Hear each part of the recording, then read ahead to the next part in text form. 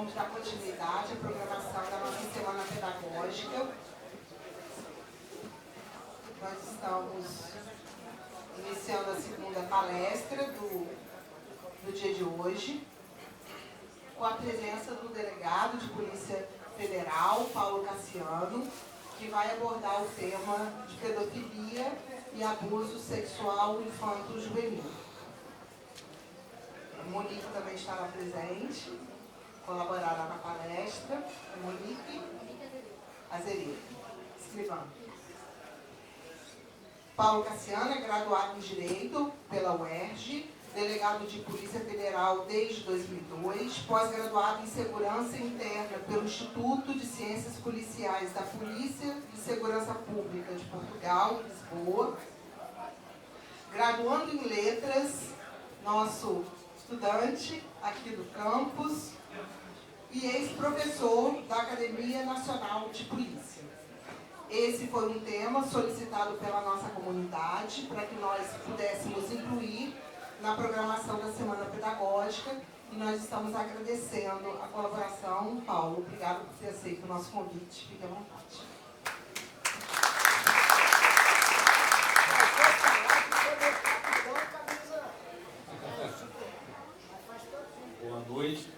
Boa noite a todos. Vocês me ouvem bem aí no fundo?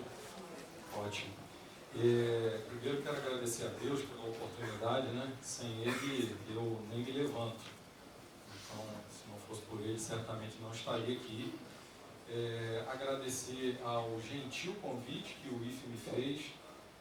Estava conversando com um jornalista da casa e me perguntando sobre como eu me sentia por estar aqui, e falei para ele do duplo privilégio para mim de estar aqui. Primeiro porque eu sou profissional de segurança pública, né, na Polícia Federal há quase 23 anos e ainda não perdi a chama, aquela chama infantil que me motivou um dia a sonhar em ser policial. Então, mesmo com todos os desafios que a carreira me traz, são muitos, né? Nós que fazemos parte da administração pública, né? E lidamos com muitas limitações, frequentemente nos inclinamos ao desânimo, né? Mas depois de tanto tempo, eu ainda me sinto muito vocacionado para o exercício da atividade policial, muito orgulhoso de pertencer à Polícia Federal.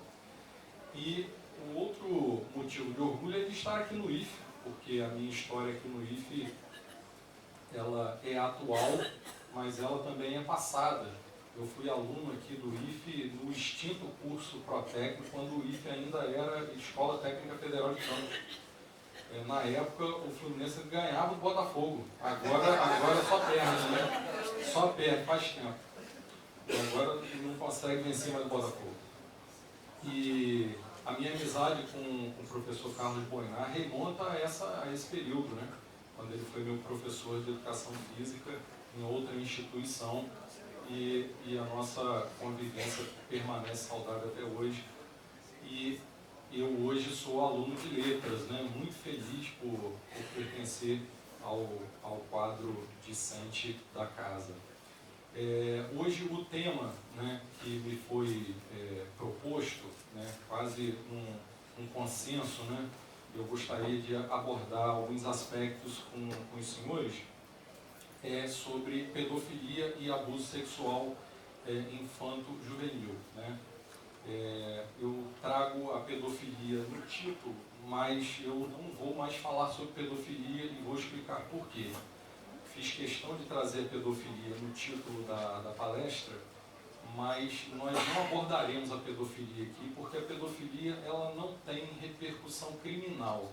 Esse é um mito, né, que existe, né, de que a polícia prende pedófilos. Isso não é necessariamente verdadeiro, porque a pedofilia ela é um transtorno, é uma categoria de ordem psiquiátrica ou psicológica. Então, é um caso, a pedofilia é uma patologia ligada às ciências médicas ou psicológicas. Então, o que a polícia faz é lidar com o abuso sexual, né? Então, para nós, o que interessa não é a inclinação do indivíduo, a inclinação psíquica dele, né? A motivação dele. Né? Para nós, o que interessa é como isso se exterioriza na sua conduta, se ela tem ou não tem repercussão criminal. Então, a polícia lida, portanto, com abusadores, né? São os abusadores que nos interessam, né? Os abusadores sexuais. E eu sei que, para muitos, esse tema pode ser um tema assim, pouco conhecido, né? Fora da realidade sociofamiliar dos senhores, mas é possível, eu diria até provável, com quase certeza, de esse assunto tocar a realidade de alguns ou de vários ou de muitos dos que estão aqui. Talvez como vítimas de abusos praticados há algum tempo, né, num passado mais próximo ou mais remoto, ou não necessariamente na condição de vítima, talvez na condição de alguém próximo a uma vítima, né? E esse é um assunto muito caro a nós, né? O abuso sexual, ele mexe muito com as nossas emoções, né? Com as emoções de todos, inclusive as nossas mesmo profissionais de segurança que somos, né? E preparados para lidar com esse fenômeno de maneira impessoal, de maneira técnica. Ainda assim, é um caso que nos ofende de maneira problemática, eu diria, né? Eu me esqueci, a Monique foi citada aqui, né, mas a escrivã Monique é uma amiga, né? Ela era amiga antes mesmo de se tornar escrivã, né, e nós trabalhamos juntos já há bastante tempo.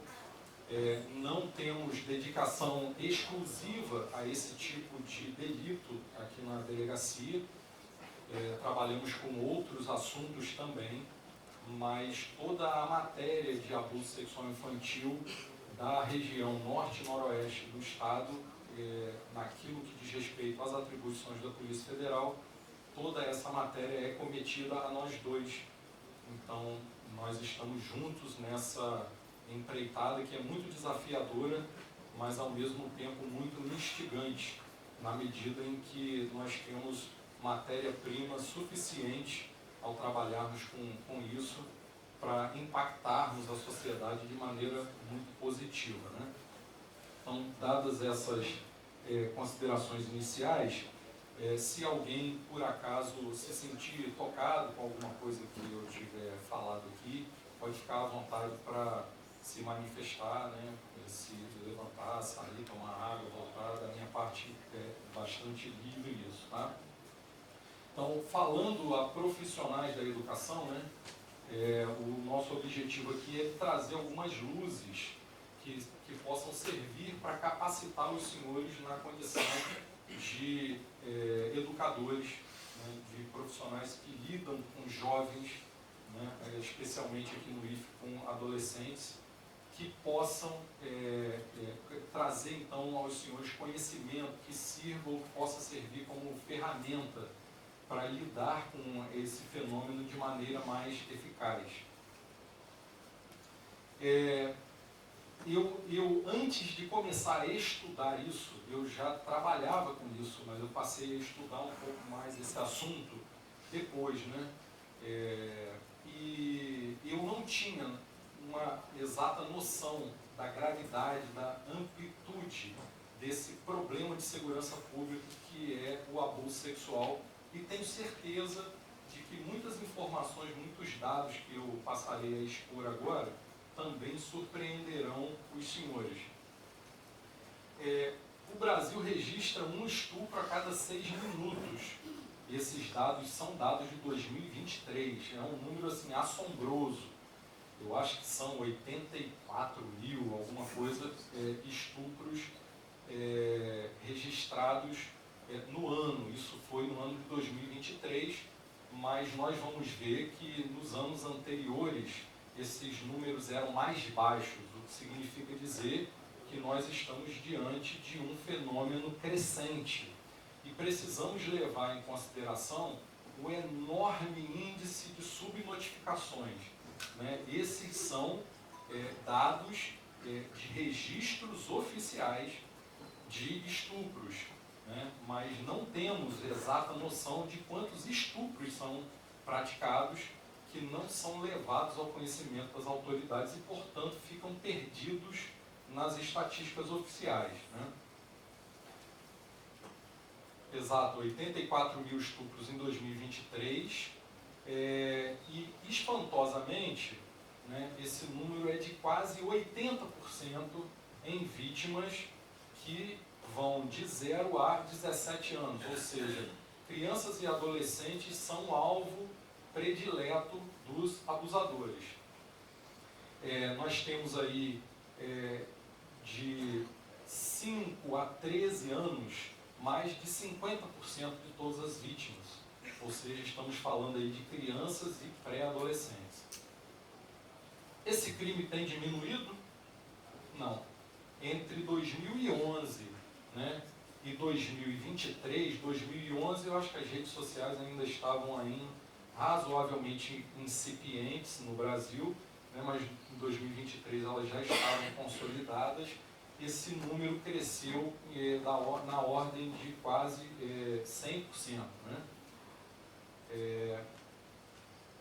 Essa estatística aponta para que o alvo preferencial dos abusadores sejam meninas. Né? No entanto, a nossa experiência demonstra que isso tem tudo para não ser tão verdadeiro assim. Porque há um estigma social muito grande que recai sobre o evento criminoso quando a vítima é do sexo masculino. Normalmente há uma relutância muito grande de as famílias levarem esses casos ao conhecimento das autoridades policiais, exatamente porque as famílias desejam evitar, né, o estigma social que pesa muito contra o menino, né?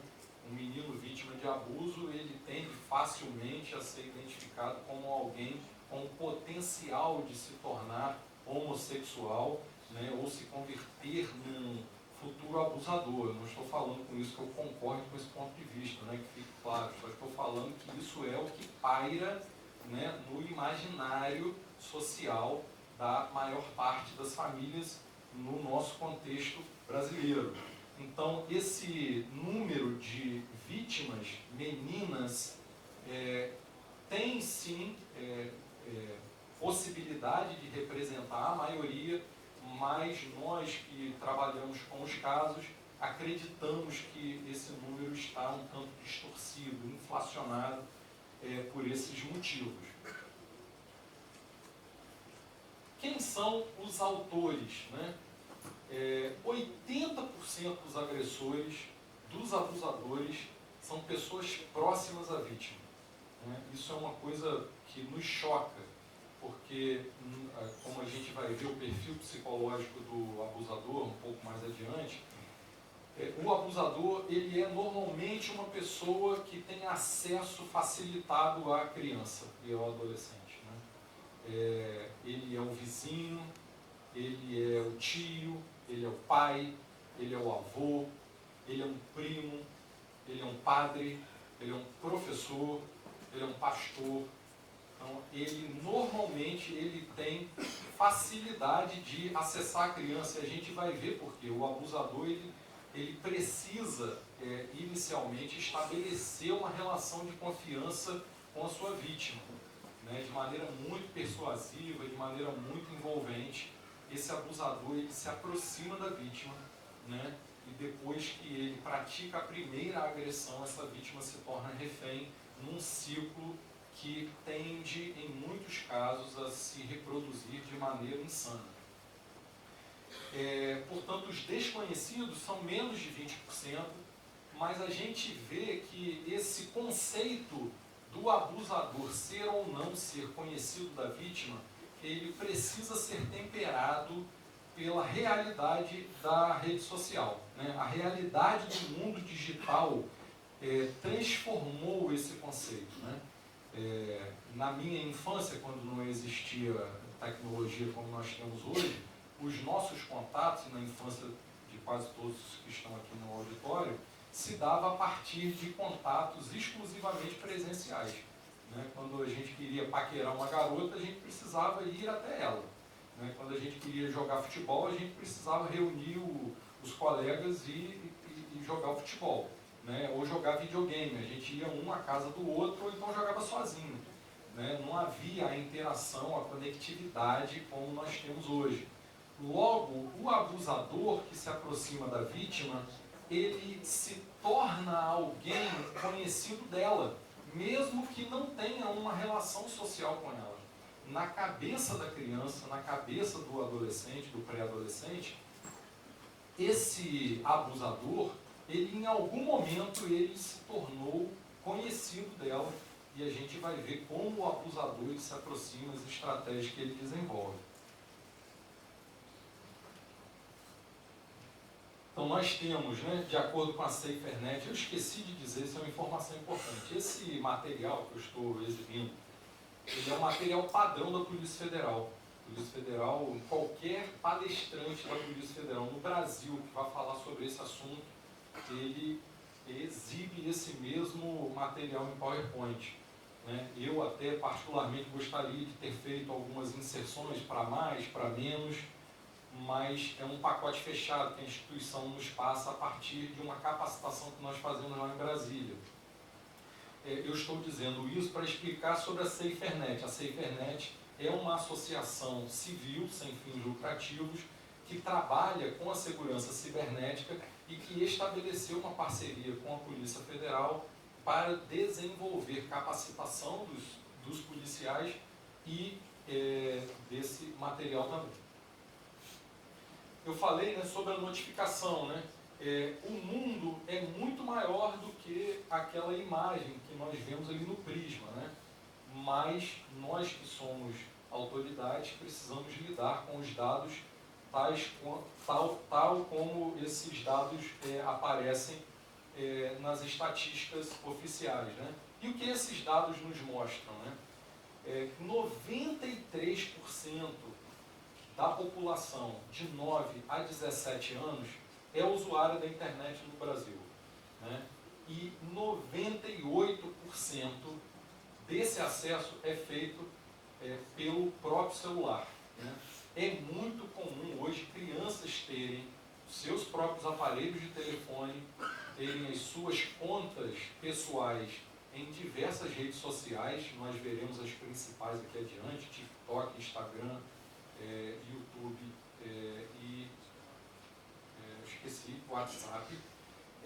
E é muito comum que os pais acabem relaxando no monitoramento dessa navegação virtual, né? E é a partir daí que nasce todo o problema. Então, o acesso que nós fazíamos há pouco tempo desse desktop tradicional, ele mudou, ele migrou. Agora, as crianças e adolescentes têm um comportamento semelhante àquele da foto, né? Vivem ali com o rosto enterrado no celular, passam boa parte do dia, né, fazendo de tudo ali, trocando mensagens, jogando, né, pesquisando, estudando, vendo vídeos. E nesse mundo digital, nesse grande universo que se abre para essa criança a partir do momento em que ela acessa o dispositivo, que os abusadores penetram. Por que os criminosos migraram, né, para a internet? É muito simples, né? Os criminosos migraram para a internet porque as pessoas estão na internet, né? O número de fraudes que nós investigamos hoje em outras áreas, fraudes bancárias cometidas digitalmente, é muito maior, né, do que aqueles estelionatos que eram praticados, né, ali, né, cara a cara ali com o gerente ou ou mediante ali um engodo de um cliente na porta da agência. Hoje essas fraudes acontecem eletronicamente, o dinheiro circula eletronicamente. Outro dia mesmo estava comentando, acho que foi ontem com alguém lá na igreja, que a gente quase não manuseia mais, né, com dinheiro, né? Então, o mundo digital hoje levou as crianças e os adolescentes a estarem lá. Eles estão menos nas ruas, eles estão menos nas praças, eles estão menos nas quadras, eles estão na internet. Outro fator importante, óbvio também de ser compreendido, é que a internet ela promove uma aproximação extraordinária, né, entre as pessoas. Então é extremamente comum que os abusadores eles se conectem entre si a partir dessas redes próprias para compartilhamento de material de abuso sexual infantil de diversas nacionalidades. Isso é extremamente fácil para eles. Antigamente isso não seria viável. Hoje em dia isso é possível pela facilidade da rede. E em terceiro lugar, o anonimato, a ideia de que no ambiente digital, né, tudo é possível, que não há regramento, de que as autoridades são incapazes de fazer com que as leis sejam cumpridas. Essa ideia de que eu posso, no ambiente digital, fazer qualquer coisa, me dá a sensação de que eu posso abusar sexualmente de alguém no mundo cibernético e ninguém me acha. O que não é verdade, né? Porque toda a navegação ela deixa rastros, né? Que a polícia, com técnicas específicas e com o auxílio da tecnologia, consegue desenvolver. Então, existem crimes sexuais que são cometidos pelo mundo virtual, né? São crimes cibernéticos e crimes não cibernéticos. Então, nós falamos num estupro, um estupro clássico, né? Em que há, mediante violência ou grave ameaça, o afastamento da vontade da vítima, do consentimento da vítima para a prática do ato sexual ou ato libidinoso, né? Se esse evento, se essa conduta é praticada no mundo físico, nós falamos no estupro clássico, né? Mas hoje é perfeitamente aceito, né, pelos tribunais, pela jurisprudência aqui na nossa nação, a prática dessa modalidade no mundo virtual, né? Então, todas as vezes em que um adolescente ou uma criança é exposta a se despir, né, a sua nudez, né, ou qualquer tipo de imagem pornográfica ou mesmo lasciva, ainda que com roupa, o Superior Tribunal de Justiça tem admitido, inclusive, a prática dos crimes sexuais cibernéticos quando há uma intenção deliberada de expor, né, a sensualidade do corpo da criança ou do adolescente, ainda que o adolescente esteja vestido, né? Então, hoje não há nenhum problema do ponto de vista jurídico para esse tipo de categorização, né?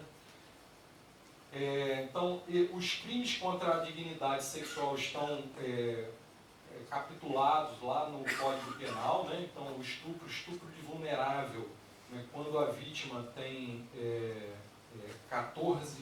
menos de 14 anos, e existem os crimes cibernéticos que também envolvem crianças e adolescentes no Estatuto da Criança e do Adolescente. Portanto, a criança e o adolescente podem ser vítimas tanto das condutas praticadas por quem se inscreve na prática dos crimes do Código Penal, quanto na prática dos crimes do Estatuto da Criança e do Adolescente. Armazenar material de abuso sexual infantil é crime, compartilhar material é crime, produzir material é crime, vender material é crime e aliciar crianças para fins sexuais também é crime, né? O que a Polícia Federal tem feito? Trabalhar. né? A polícia tem trabalhado. A polícia tem feito operações policiais. Nós vamos ver um gráfico aqui na sequência. Hoje, o abuso sexual infantil responde pela temática de maior incidência de operações policiais no âmbito da Polícia Federal. No ano passado, houve a deflagração de mais de 1000 operações nessa área em todo o território nacional. Se nós fizermos uma conta básica de que o ano tem 365 dias, né, foram mais de 1000 operações, a gente tem aí quase 3 operações por dia, desconsiderando dias não úteis. A gente se limitar a fazer o cálculo exclusivamente com os dias úteis, a gente vai chegar a algo em torno de 3 ou 4 operações todos os dias. Né? A polícia, então, tem feito esse combate de maneira prioritária.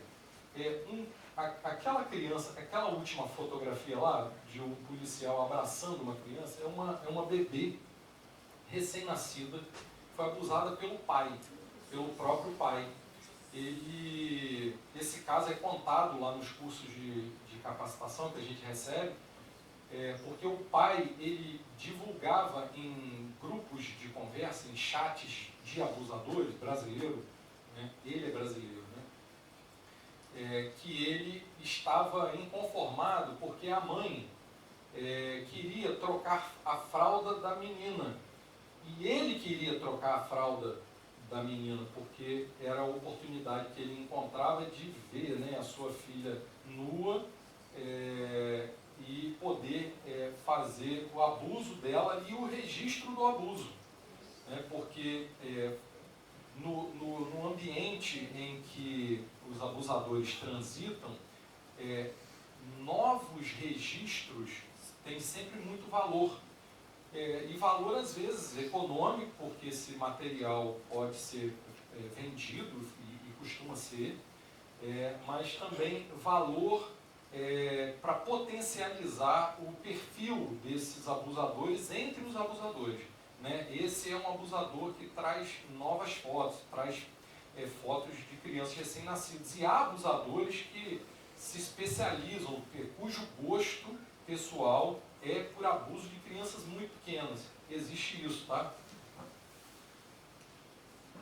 Aí eu falei, né, das operações, um número crescente de operações deflagradas pela Polícia Federal, né, o número, considerando entre 2022 para 2024, ele praticamente triplicou. Mas nós, para além de reprimir, né, para além de combater, a gente cuida da prevenção. Né? E a prevenção, ela precisa contar obrigatoriamente com a força da polícia, o conhecimento da polícia, mas sobretudo de pais e responsáveis, né, que estão ali com o poder jurídico sobre as crianças, sobre os adolescentes e com a escola. Afinal de contas, é no ambiente escolar que a criança passa a maior parte do dia. Antigamente, a gente associava o perigo a uma cena semelhante a essa, né? Quando eu era criança ou adolescente, né, e saía com os colegas, né? E meus pais, vai para casa de quem? Vai com quem? Ó, cuidado, não volta tarde, né? Não passa pela rua tal, lá é ermo, é perigoso. Né? Eu ouvia-se falar de determinado caso de assalto lá, isso já era motivo para a gente desviar o caminho, né? Hoje, esse perigo existe, mas ele talvez não represente, né, tanto perigo quanto no mundo virtual nós podemos encontrar para as crianças. Né? Então, o perigo pode estar aqui, ó. Pode estar numa sala de aula, pode estar com o motorista do ônibus escolar. Né? 76,5% dos crimes ocorreram na residência da vítima. Olha que loucura pensar que o perigo era a rua escura e 73 a cada 4 casos de abuso sexual ocorrem na residência da vítima. Onde estão os pais, né, quando o abuso acontece? Eu acho que essa é uma pergunta extremamente relevante. Né? Onde estão os responsáveis por essas crianças quando o abuso acontece? Estão ausentes de casa? São eles próprios os abusadores? Isso é algo que precisa ser posto, e é a partir daqui que nós podemos refletir. 82% são pessoas conhecidas, como já foi dito, né? Qual é, então, o perfil desse elemento, né, desse abusador? Né? A gente tem uma ideia mais ou menos estereotipada de um assaltante, né, de um traficante, aquele camarada que fala gíria, né, que anda meio desleixado, que porta uma arma de fogo. Né? Nós temos uma ideia de quem é esse indivíduo. Né? Mas do abusador, nós temos uma ideia de quem ele seja? Qual é a cara dele? Né? Como ele fala? Que roupa ele usa? Né? Qual o linguajar? Né? Onde ele está? Né? Ele está perto da gente? Um abusador pode ser um parente, pode ser um amigo, pode ser um conhecido, ao invés de um estranho. Pode ser uma pessoa mais jovem, pode ser uma pessoa mais velha, rica ou pobre, branca ou negra, homossexual ou heterossexual. Escolaridade pode ser alta ou baixa, pode ter alguma deficiência, pode ser alguém no contexto religioso ou fora dele. Uma pessoa com uma ficha criminal extensa ou alguém acima de qualquer suspeita. Ou seja, o abusador pode ser qualquer um. Né? Essa foi uma operação nacional, a Terabyte, deflagrada no ano passado, com cumprimento de mandados simultâneos no Brasil inteiro. Todas as unidades da Polícia Federal foram instadas a deflagrar uma operação policial nesse dia. Então, olha algumas das profissões dos abusadores alvo da Terabyte no ano passado. Professor, motorista, um sargento da Força Aérea, um fotógrafo, um técnico de TI, ou seja, perfis completamente distintos entre si. Né? Logo, não há um perfil definido, mas existem algumas características, né? Existem alguns traços psicológicos do abusador. Então, o abusador, ele é normalmente um indivíduo com uma vida dupla. Né? Ele precisa ser alguém suave, ele precisa ostentar uma maciez, ele precisa ostentar uma leveza, ele precisa ser agradável. Criança gosta de gente assim. Né? E os pais adoram gente assim para cuidar dos seus filhos. Né? Os pais não querem ninguém que seja ríspido, ninguém que seja bronco, bruto, mal educado, né, agressivo. Os pais querem alguém brando, né, querem alguém polido, alguém educado. Então, esse indivíduo, ele ostenta essa característica publicamente, né, mas por dentro ele é um indivíduo agressivo. Ele tem uma dose elevada de maldade.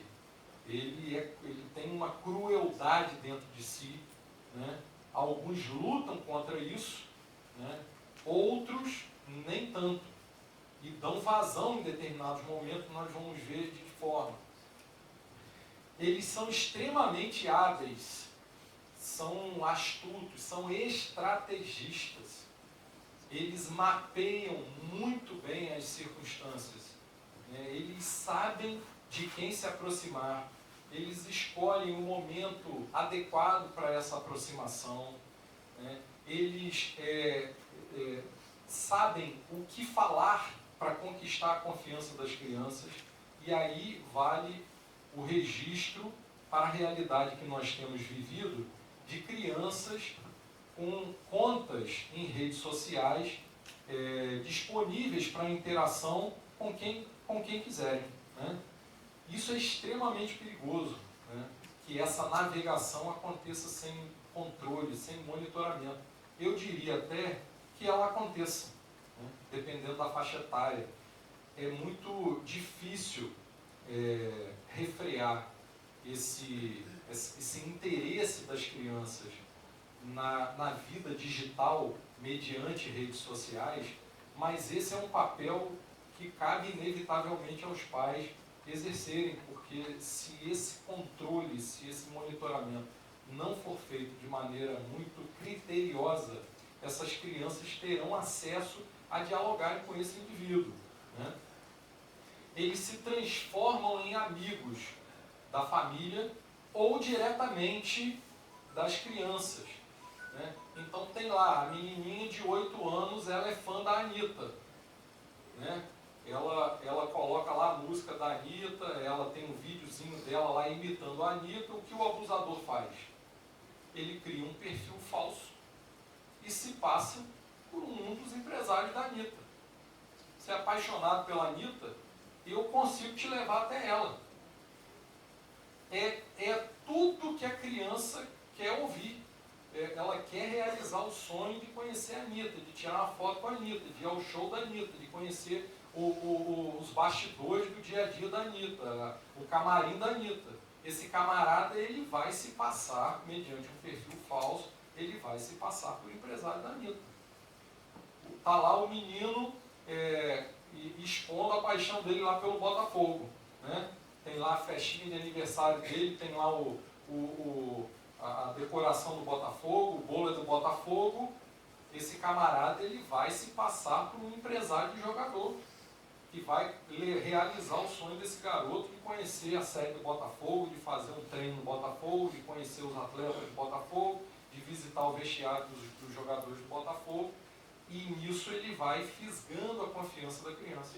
Ou ele cria um perfil falso, se passando por uma outra criança para interagir como se eles fossem crianças, né? E aí nós temos o caso, falando de caso concreto, de um indivíduo, de um abusador que se passou por uma criança, né, para jogar videogame. Hoje em dia as crianças jogam videogame assim, né, um aqui, outro lá, não sei onde. Então ele começou jogando videogame, e de tanto jogar videogame com as crianças se reuniam em grupos para jogar videogame, né? Ele conquistou a confiança das crianças, pediu para ser adicionado no grupo de WhatsApp da turma.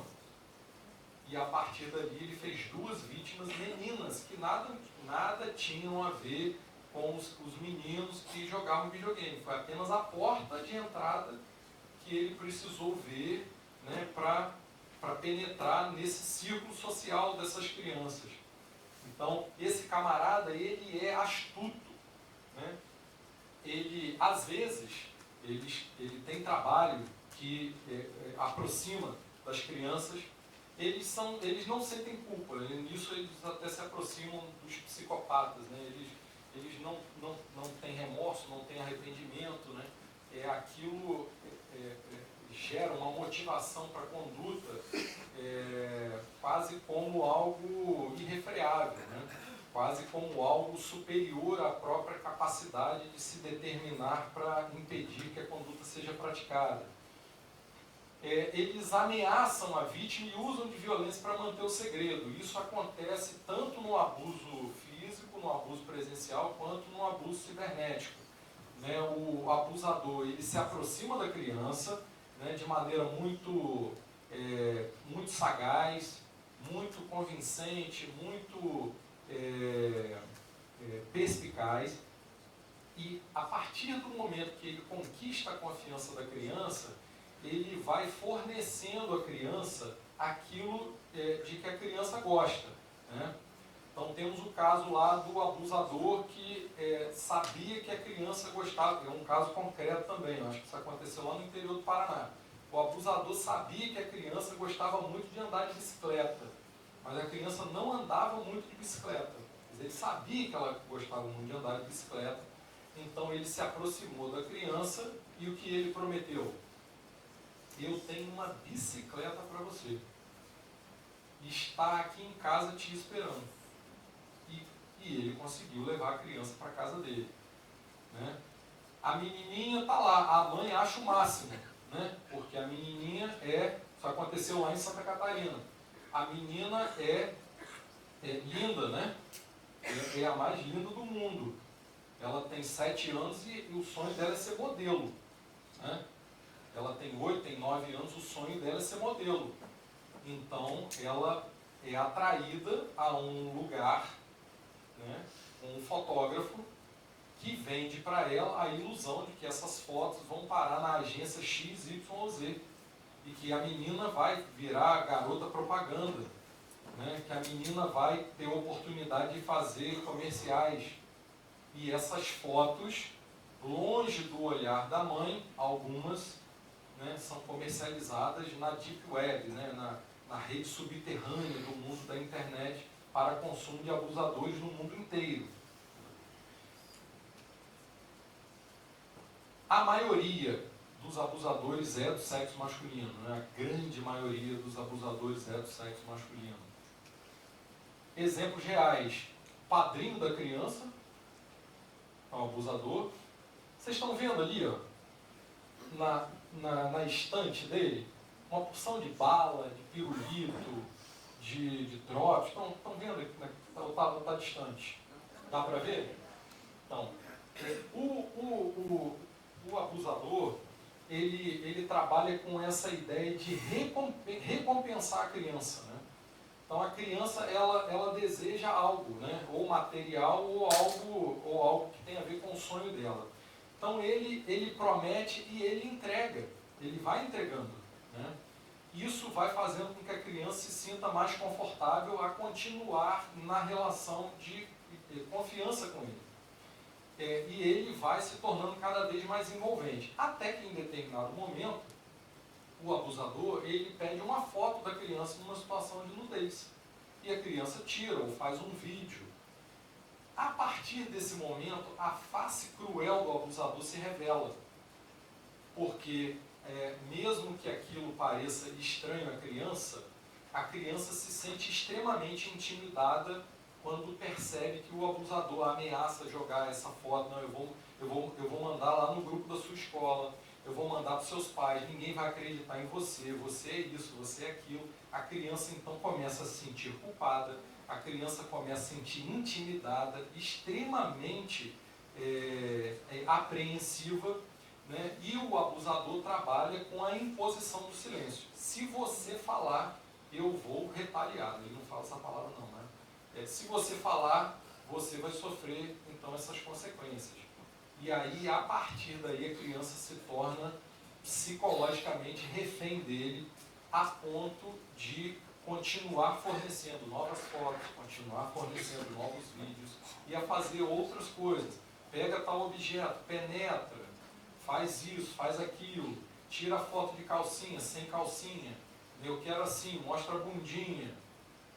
Então, essa estratégia do abusador, a partir do momento em que ele consegue fisgar a criança e praticar o primeiro ato de abuso, a criança se torna refém dele. E às vezes esse abuso, esse cárcere psicológico perdura por anos.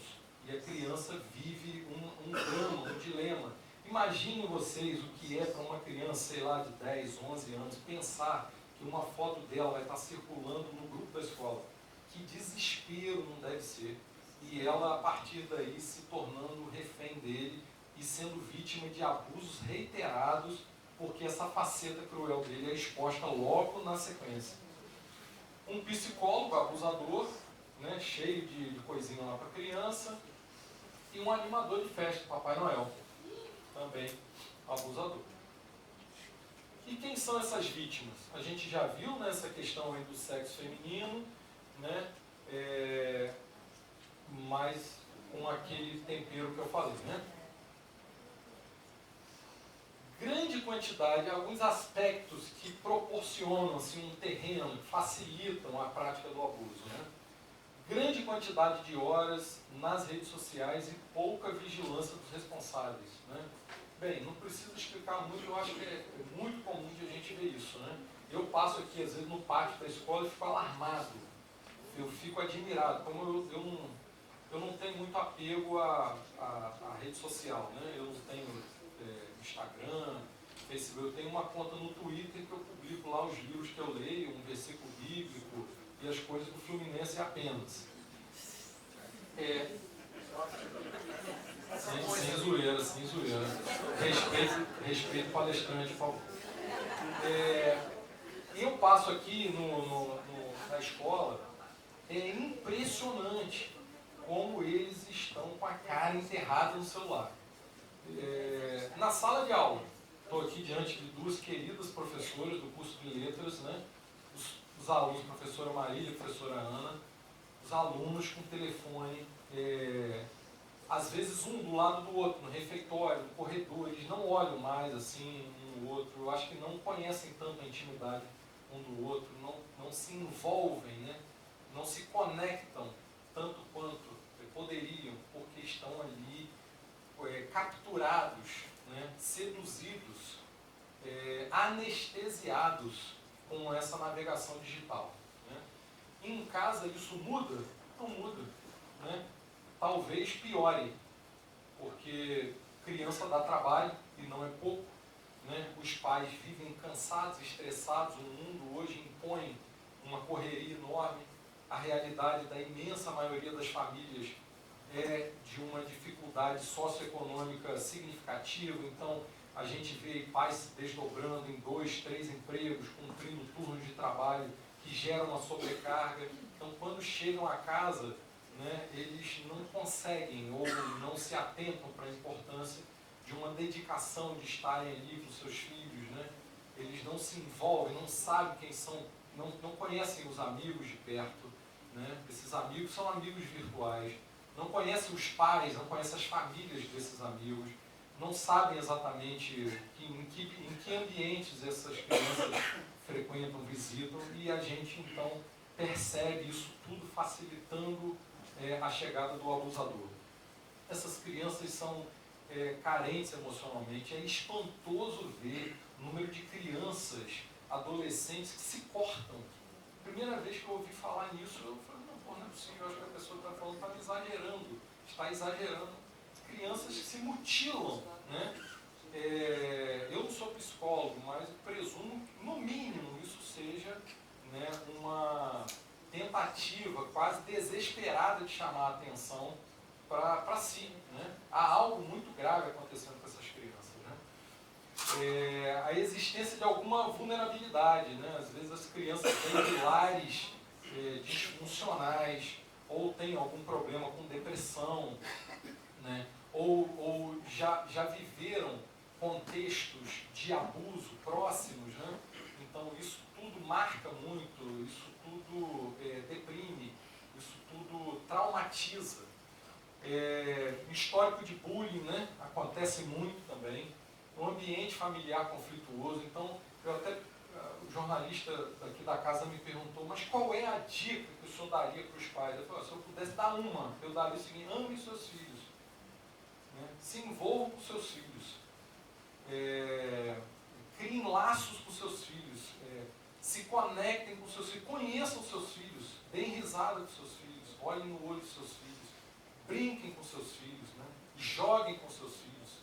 Ou seja, vivam com seus filhos. Amem os seus filhos. Né? O abusador, ele é, como eu falei, ele é extremamente oportunista. Né? Então, ele penetra na brecha, ele mapeia muito bem a vítima, e ele penetra na brecha. Ele vê ali a fenda aberta e é ali que ele vai passar. Né? A relação de confiança de pais e filhos, ela é construída não pelo poder da autoridade emanada da relação de hierarquia entre eles, né? Mas do afeto diário construído ao longo dos anos, né? Que permite a um filho, né, chegar para um pai e contar algo que o abusador está pedindo como segredo. Pai, tem alguém que se aproximou, alguém está me pedindo isso, estou achando estranho. Alguém está me prometendo um passeio de bicicleta. Uma criança que passeia de bicicleta com seu pai não vai se seduzir, tem um indivíduo que ele nunca viu na vida, que ele não chamava para passear de bicicleta, não existe isso. A chance de o abuso acontecer num ambiente, num ambiente de afeto, em que a relação de confiança entre pais e filhos é construída de maneira sólida, em que há diálogo permanente entre os integrantes da família, a chance é muito, muito menor. Porque o abusador, ele tem múltiplas escolhas. Ele não vai pela mais difícil, ele é oportunista.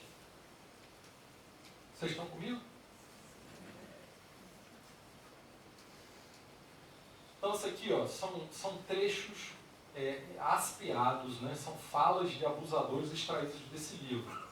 Eu provavelmente escolheria aquela que parece mais carente, a criança que fica para trás das outras e que se sente importunada pelos irmãos e irmãs. Eu encontraria uma criança que não tem uma vida familiar feliz, porque seria mais fácil conquistar sua amizade. Escolha crianças que não foram amadas. Tente ser gentil com elas até que elas confiem muito em você e lhe deem a impressão de que irão colaborar de maneira voluntária. Use o amor como uma isca. Olha que pilantra. Diga-lhe que ela é especial. Escolha uma criança que já foi abusada. Sua vítima irá pensar que dessa vez não é tão ruim.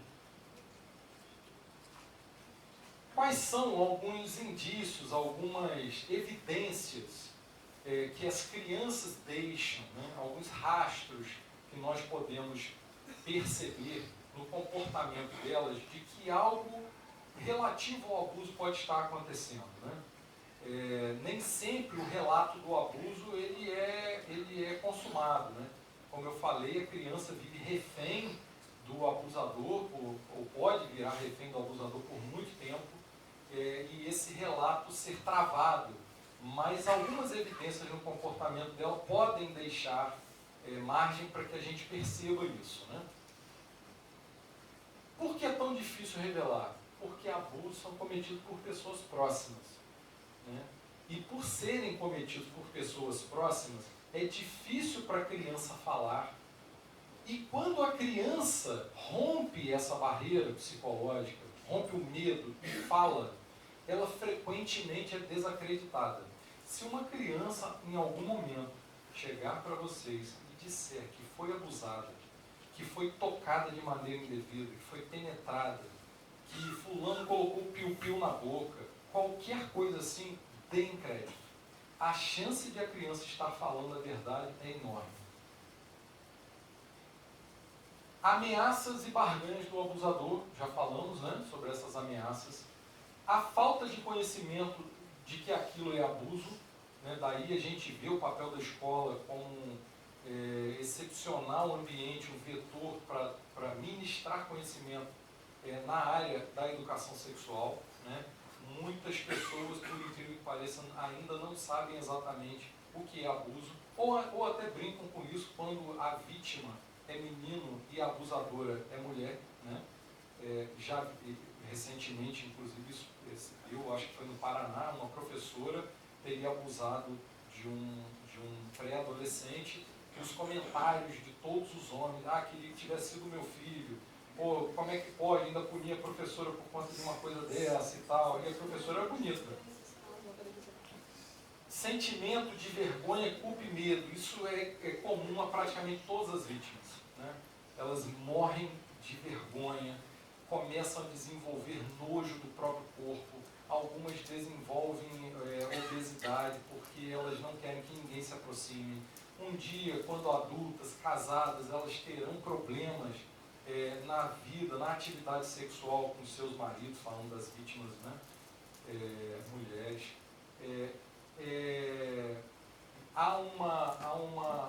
Onde eu errei, por que eu estava lá naquele lugar quando ele me tocou, por que eu não estava em outro lugar? Será que não era por conta da roupa que eu usava? A ideia de essas vítimas trazerem para si a culpa do abuso é muito grande.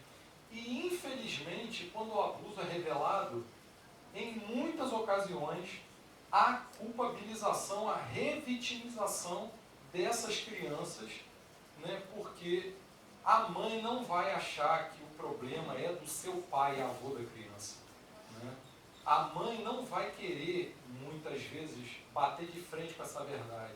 Essa verdade é extremamente confrontadora para o contexto familiar, né? Ela pode se sentir culpada, é mais fácil negar e seguir adiante e calar a voz da criança, né? Temor de consequências para a família também é um outro fator. Às vezes o abusador ele é o provedor, né?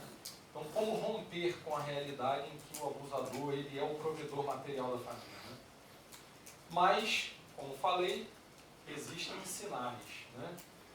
Esses sinais não significam necessariamente que a criança foi abusada, mas para nós, educadores, isso funciona, pais, né? Funciona como sinal de alerta. Nem todas as vítimas ostentarão todos esses sinais, mas certamente todas as vítimas ostentarão um ou mais desses sinais. Então, físicos: dor e irritação na área anogenital, corrimento, sangramento, infecções, dificuldade de urinar, de evacuar, lesões no órgãos genitais, hematomas, infecções urinárias, doenças sexualmente transmissíveis, gravidez, né? Identificadores sociais: mudanças de comportamento radicais. Aquela criança ela era extrovertida em sala de aula, ela brincava, ela interagia, ela se comunicava, de uma hora para outra ela começou a se retrair. Isso pode ser um sinal, né? A tendência ao isolamento, né? Normalmente as crianças passam a agir sem nenhuma naturalidade no convívio social. Tristeza, abatimento, depressão, culpa, já falamos, né? Autolesão, falamos também. Recusa em estabelecer contato físico, medo de pessoas ou lugares específicos, né? O abuso aconteceu na casa daquele tio, né? A família vai lá uma vez por mês aos domingos para o almoço. O abuso aconteceu lá, né? A família desceu lá no condomínio para resolver alguma coisa, o tio ficou com a criança no apartamento e o abuso se consumou. Essa criança terá dificuldades em voltar a esse lugar e agir naturalmente. Ela tende a repelir a ideia de voltar ao lugar do abuso. Aquilo não é confortável para ela. Ou então ela busca algum lugar de segurança, né?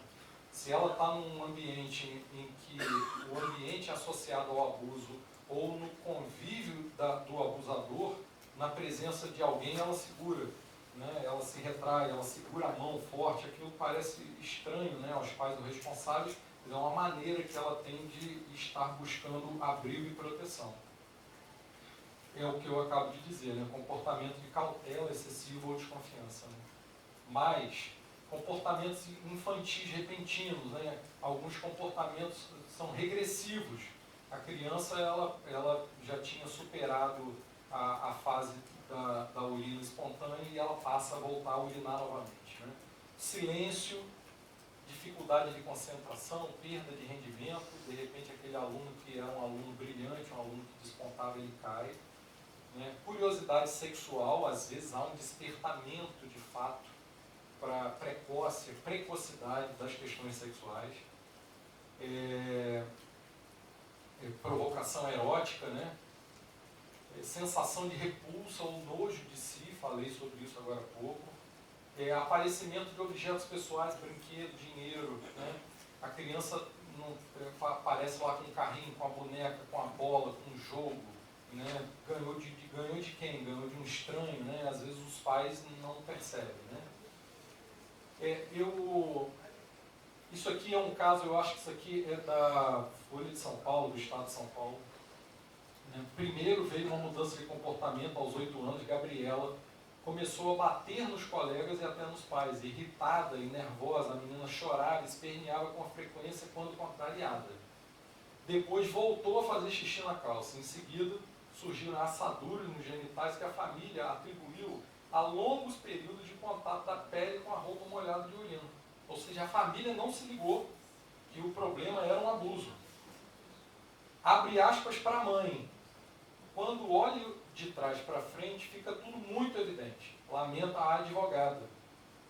Carla: os sinais são absolutamente claros, mas a gente não consegue enxergar que esses monstros podem estar tão perto, especialmente numa cidade grande, num contexto de classe social mais alta.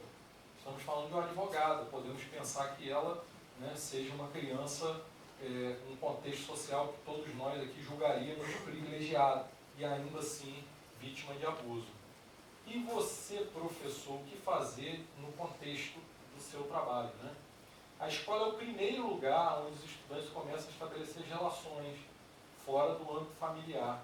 sentindo-se um sujeito social. Portanto, é nela que a maior parte dos casos de violência é revelada para algum adulto com o qual o aluno tem amizade e confiança. Então, extremamente importante o papel dos senhores como educadores, extremamente importante para filtrar, né, como um radar, né, sobre o comportamento e a fala desses estudantes. E a partir daí, relatos de abuso podem chegar ao conhecimento dos senhores e a partir dos senhores, das autoridades que podem intervir para que esse abuso cesse. Então, a escola faz parte do sistema de garantia de direitos. Ela deve ter em seus quadros, isso tudo está na lei, tá? Deve ter em seus quadros funcionários capacitados a reconhecer e a comunicar ao Conselho Tutelar suspeitas ou casos de crimes praticados contra crianças e adolescentes. E além da identificação e denúncia, a escola deve adotar procedimentos especializados em casos de revelação espontânea da violência. Nós estamos aqui no IFE, o IFE é um ambiente extremamente privilegiado, o IFE conta com psicólogo, tem assistente social no IFE também? 4 assistentes sociais, só no Campus Centro. É uma realidade que lamentavelmente é muito distante da maior parte das escolas, né? O que não deveria ser assim, né? Infelizmente. Então, aos profissionais de ensino, esses são os 3 principais desafios, né? Identificar, acolher e não se omitir, né? Diante de um relato que pode ser de um abuso, acredite que seja. É melhor avançar e chegar à conclusão de não ser um abuso do que o de recuar e deixar o abuso prosperar, deixar o abuso ser reiterado. Como identificar e acolher? Observar sempre os alunos, criando vínculo com os alunos, principalmente os mais problemáticos ou os mais tímidos, porque o comportamento da vítima de um abuso pode se transbordar tanto para o limite da agressividade, né, aquele aluno se tornar extremamente problemático, né, conflituoso, né, levado, ou então o aluno pode se retrair. Manter registros sobre o desempenho do aluno, para que seja possível mapear essa mudança de comportamento e conversar com o aluno quando perceber essas alterações. A revelação do abuso. O ideal é que a revelação ela aconteça de maneira espontânea. Então, o ideal para o educador é que ele consiga criar com o seu aluno, com o estudante, uma relação próxima, uma relação de confiança que permita a esse aluno desabafar, né? A revelação espontânea é esse desabafo. E o desabafo não vai necessariamente ser feito de acordo com a nossa linguagem, né? Nós temos todos aqui, né, vivência na área da sexualidade e já sabemos, né, como a coisa funciona. Uma criança que está sendo iniciada na vida sexual de maneira tão agressiva e violenta não vai ter o nosso linguajar. Ela não vai ter exatamente a mesma percepção do ato sexual como nós temos, né? Se ela de repente usar palavreado que possa indicar conduta, ela possa narrar uma conduta que nos leve a pensar, a supor, tratar-se de uma relação sexual, isso já deve ser o suficiente para nós avançarmos. E aí eu vou explicar um pouquinho como deve ser esse diálogo com a criança. É um erro que muitos cometem, né? Quererem dissecar toda, a partir do relato espontâneo, né? Dissecar tudo que aconteceu com o abuso, né? Mas vem cá, o que ele fez? Ele colocou aqui, mas ele botou a mão aqui, ele fez não sei o quê. Esses detalhes, eles devem ficar reservados para um ambiente próprio com as autoridades que vão lidar com isso. O importante para o professor é ter a noção clara de que aquela criança está vulnerável a uma situação de abuso. A partir da identificação desse problema, encaminha o caso O conselho tutelar, ele tem um preparo técnico para isso, né? O conselho tutelar saberá dar um encaminhamento devido, inclusive fazendo contato com os profissionais de segurança pública. Vou passar o vídeo que a gente já está cabeção. Então vamos. Então, passo 1. Registrar em documento escolar os sinais observados, sem precisar dizer, olha, eu notei essa alteração de comportamento aqui porque a criança estava sendo vítima de abuso. De modo discreto, oferecer ao aluno a oportunidade de uma conversa, né? E caso a conversa ainda, caso o relato não seja espontâneo, né? Se o professor desconfiar, olha, eu estou à sua disposição, se você quiser falar a respeito, né? Eu quero te ouvir, eu estou pronto aqui, eu quero te ouvir. Então, realizar essa conversa num ambiente adequado, né? Longe dos olhares de outros colegas, né?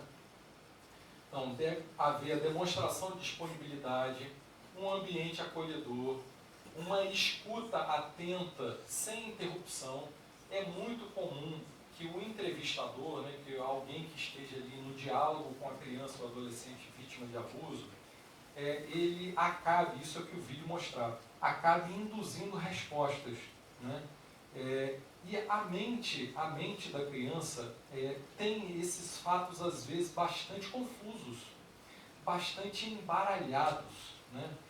A noção de certo e errado, às vezes, não é muito clara, né? A noção de limite, né, não é muito clara. Então, se eu chego para uma criança que está fazendo a revelação de abuso, que está me contando que o abusador colocou a mão na pepeca dela, não colocou a mão na minha pepeca.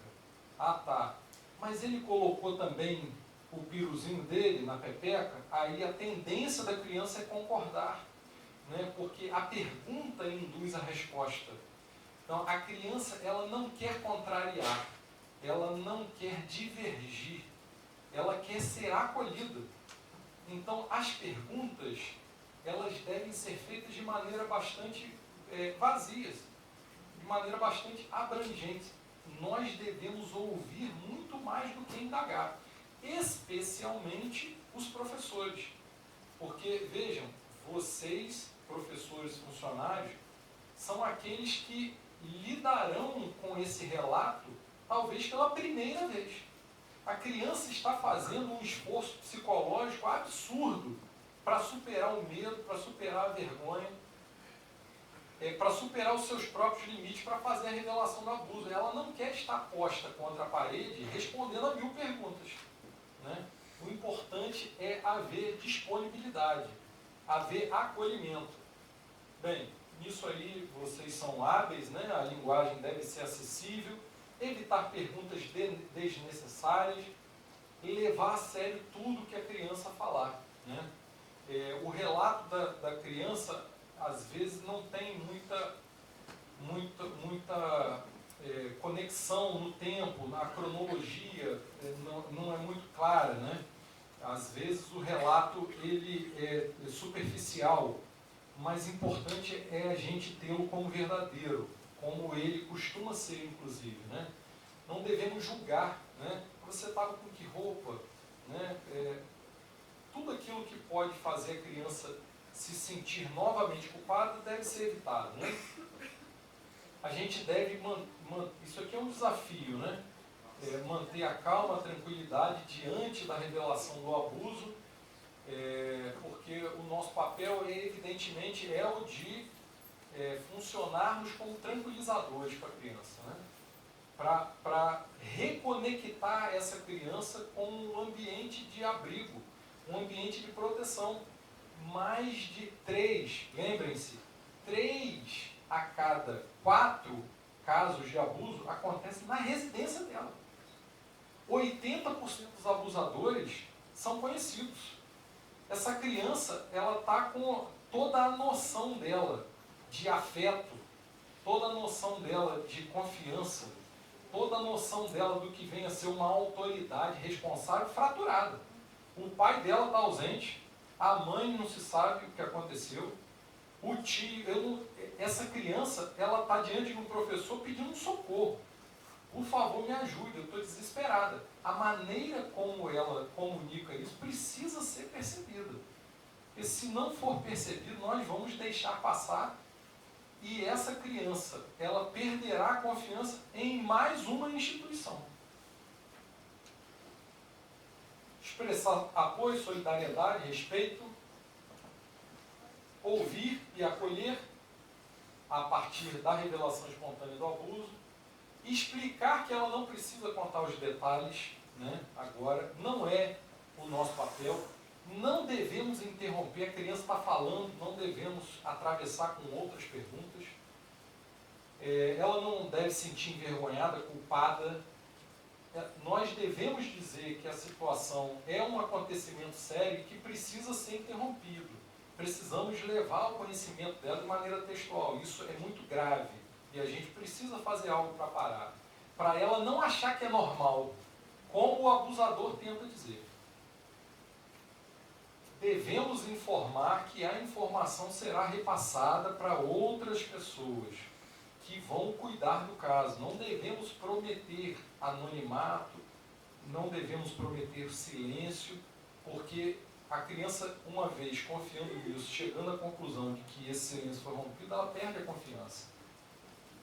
Devemos registrar os fatos, né? É importante perguntar se o agressor vive com a criança.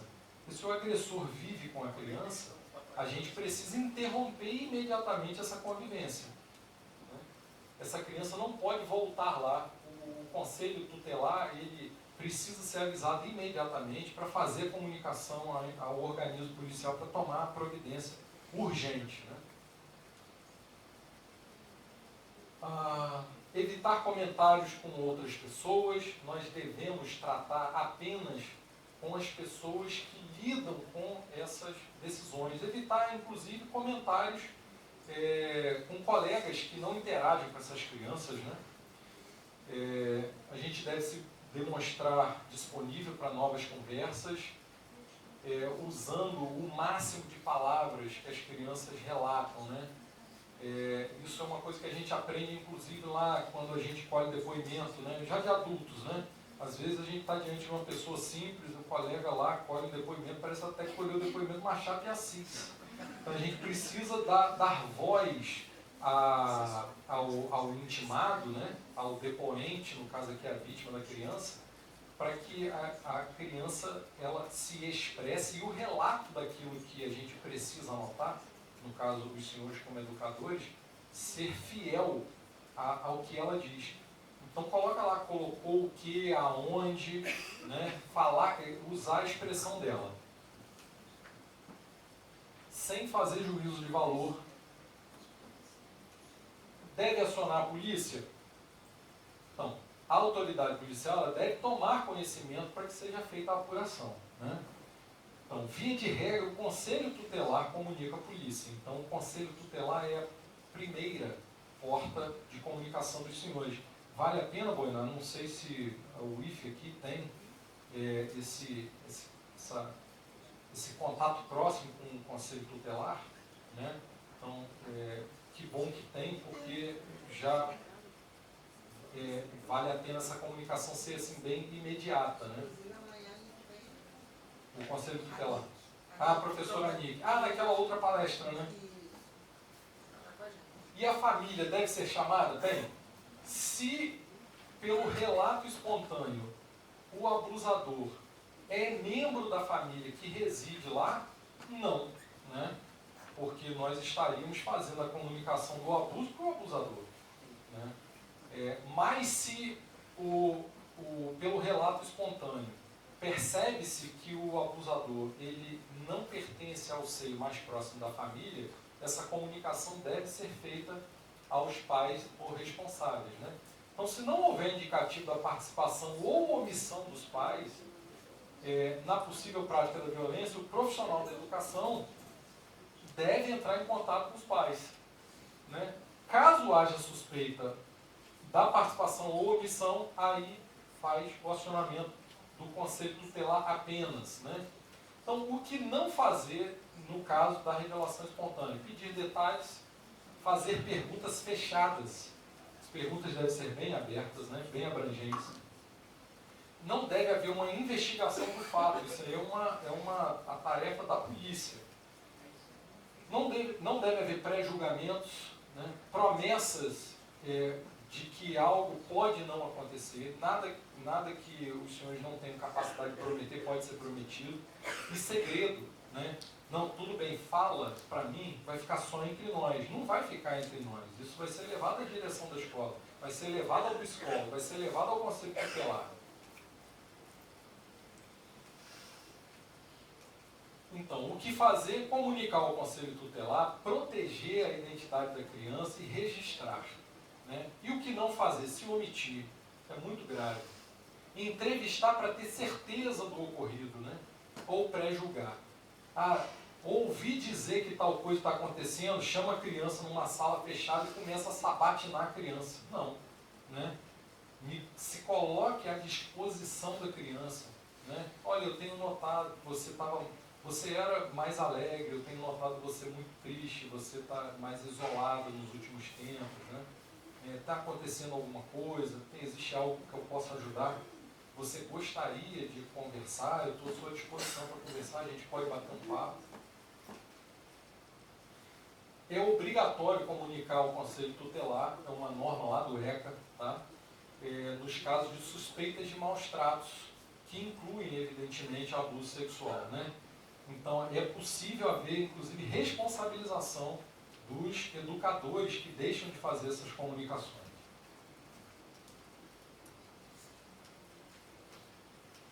Eu acho que a gente já está acabando. Então, vamos lá. Algumas ideias preconcebidas que nós temos, né? Se houve um abuso, a vítima com certeza falará. Não. A tendência, inclusive, é que ela não fale. Toda pessoa que abusa é um pedófilo. Nem toda pessoa que abusa é um pedófilo, né? O abusador, o autor do abuso tem um perfil fácil de identificar. Não. O perfil é difícil de identificar. Os abusadores foram invariavelmente abusados. Não. Há abusadores que nunca foram abusados. Não obstante, nós vemos muitos casos de reprodução de abusos. Abusadores, abusados se tornam abusadores. Os agressores param com o não da vítima. Existe isso? Não. Eles contornam o não da vítima. Abuso sexual só acontece em famílias de nível socioeconômico baixo. Vimos o caso aqui da advogada, né, que desmente isso. Se uma criança reportou um abuso e voltou atrás, se ela se retratou, é porque ela inventou. É muito comum haver isso. Né? Crianças, elas vão e voltam. Às vezes é difícil estabelecer uma linha de enorme coerência no relato do abuso, mas isso não significa necessariamente que o abuso não ocorreu. Né? É próprio do relato infantil, né, haver essas inconsistências, essas incongruências, essas incoerências. Exames clínicos certamente confirmarão que houve abuso, não. Falei aqui, inclusive, que há casos de abusos com roupa, né? Abusos, inclusive, apenas com fotografia, que danos haverá no corpo disso. Pessoas estranhas representam maior perigo às crianças e aos adolescentes? Não. A melhor estratégia para evitar o abuso é ensinar a criança a não falar com estranhos. É bom ensinar a criança a evitar falar com pessoas desconhecidas, né? Dar margem para que pessoas desconhecidas se aproximem e tentem criar algum nível de intimidade. Mas como nós estamos falando que o abusador sexual ele é alguém próximo da família, não dá para associar alguém estranho a um abusador. Né? É possível haver abusos praticados por pessoas estranhas ao conhecimento do círculo da vítima, mas não necessariamente, inclusive na maior parte dos casos, como vimos, não é assim. Né? Então aqui estão os contatos da SaferNet, né, dessa associação da Polícia Federal. Dúvidas?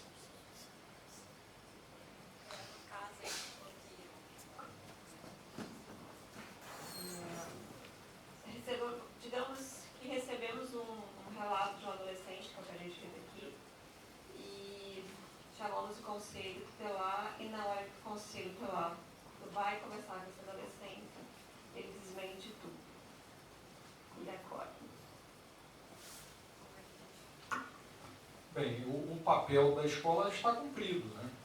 Eu acho que o dever da escola é continuar acompanhando esse adolescente para perceber alterações do comportamento dele, né? Saber se se esse fato é um fato criado para chamar a atenção de alguma forma, ou para testar os limites da escola, testar os limites da autoridade. Adolescentes desafiam a autoridade, eventualmente, né? E eu acho que para por aí, né? O Conselho Tutelar saberá dar um encaminhamento, ter uma escuta técnica, né, apurada para saber o que fará com esse relato, né? Às vezes essa contradição pode acontecer e ainda assim o abuso restar indiciariamente caracterizado e o Conselho Tutelar levar ao conhecimento das autoridades policiais, ou de fazer uma abordagem perante a família, ou de repente o Conselho Tutelar, né, diante do fato, vai chegar à conclusão de ter se tratado de uma brincadeira de mau gosto do adolescente, qualquer coisa assim. Alguém mais?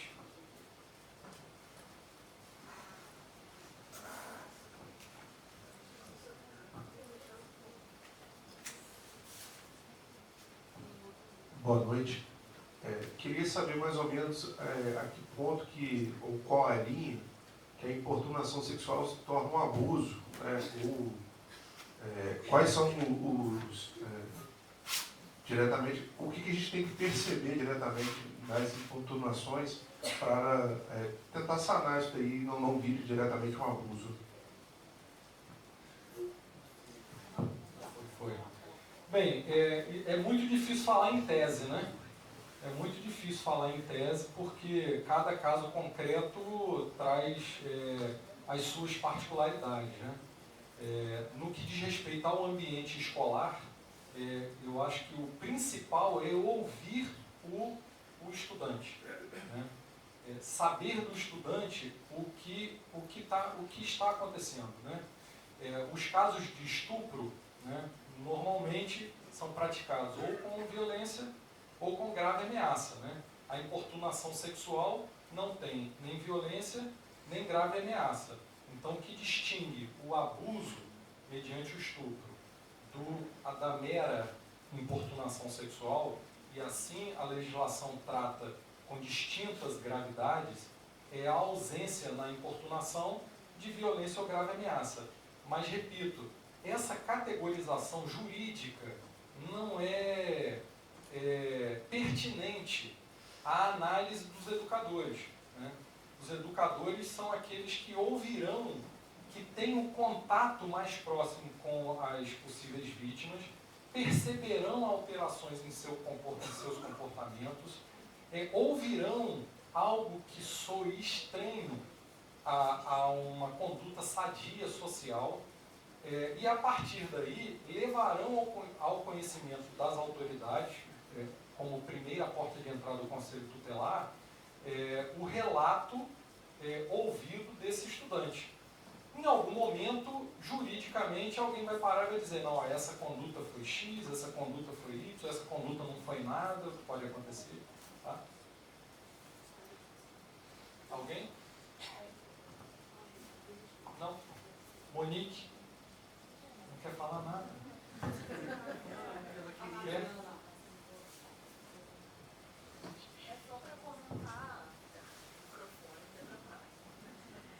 É só para comentar que a gente tem, obviamente, estou conversando aqui com o Lennon e Josi, né, que estão aí responsáveis pela parte de assistência estudantil. Eu acho que você traz um ponto importante do olhar da escola em relação à percepção, né, de casos de abuso dentro do chamado situações domésticas, familiares, enfim, né, em relação aos nossos estudantes. A gente tem uma situação, né, dentro do livro que a gente acaba contribuindo de alguma forma, que é a questão dos nossos processos administrativos, né, quando ocorre assédio, abuso, qualquer coisa desse sentido, né, a partir dos nossos servidores. E aí a gente tem uma preocupação grande, né, a gente está num processo aí de estabelecimento de fluxo, né, são vários procedimentos que a gente precisa estabelecer, e alguns a gente já tem,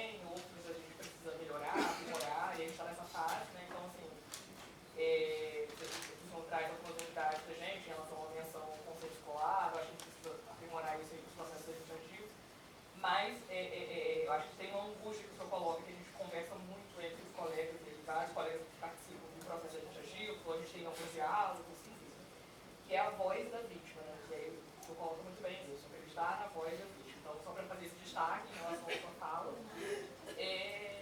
Concordo com isso? Sim, não, sim, claro. A nossa angústia de quem? De mulher, né, obviamente, e a angústia de, às vezes, a voz da vítima não ser escutada, ouvida, ou considerada no processo administrativo, né, a partir do processo administrativo. Acho que fazer esse destaque acho que é importante para a comunidade. E a questão do aprimoramento, né, o que a gente precisa fazer para aprimorar os nossos processos, sejam eles envolvendo menores ou maiores de idade, né, que é o nosso caso aqui de ensino médio e de ensino superior, né, o que a gente precisa fazer para aprimorar, né? Acho que isso precisa ficar muito claro, pelo menos para mim, e para a gente ajudar e contribuir na questão dos fluxos. Como que a gente pode melhorar esse processo? Alguns processos, eles, obviamente, já são encaminhados para outros órgãos, né, quando de fato ocorre crime, mas assim, acho que só para deixar o questionamento do senhor.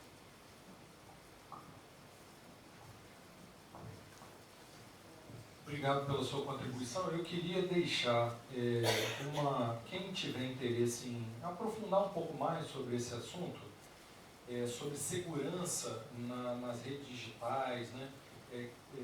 Também sobre diversos aspectos que não dizem respeito exclusivamente a abuso sexual, mas a bullying e a outras tantas coisas que acontecem enormemente no mundo digital. Entrem no site da SaferNet e lá eles têm cursos que são rápidos, online, gratuitos, sobre isso, inclusive na área de abuso, né? Muita coisa que eu falei aqui e outras tantas coisas estão em cursos que a SaferNet oferece gratuitamente. E é isso. Quem mais?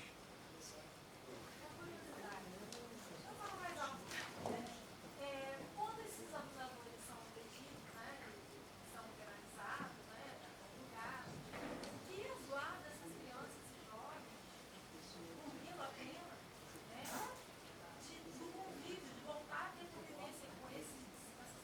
Eles não voltam a ter mais convivência. Isso é uma pergunta pode ser parecida, mas eu não entendo. Não volta a ter nenhuma convivência com essas pessoas. E assim, geralmente familiar, pode ser familiar, pode ser pai, vendedor. E como é que faz para afastar essas pessoas? Olha, eu te confesso saber pouco sobre isso, porque desde que nós começamos a investigar essa matéria, a gente não chegou nem a caso de condenação, porque demora o processo, né? Então a gente faz a investigação, a gente cumpre lá a busca e apreensão, a gente vai à residência do abusador, recolhe material, né? Isso vira um processo criminal. O processo criminal tem a sua fase lá, que demora um tempo, né? Agora há necessidade de esperar o trânsito em julgado o processo. Então, essa é uma pergunta que os conselheiros tutelares saberão responder com mais propriedade, né? Porque é possível haver o afastamento da convivência da vítima do contexto familiar, né? Caso o abusador pertença ao contexto intrafamiliar em que o abuso acontece, esse afastamento aconteceu logo, né? Mas não houve nenhum caso nosso em que a gente tenha encontrado vítima no local, ainda não, né?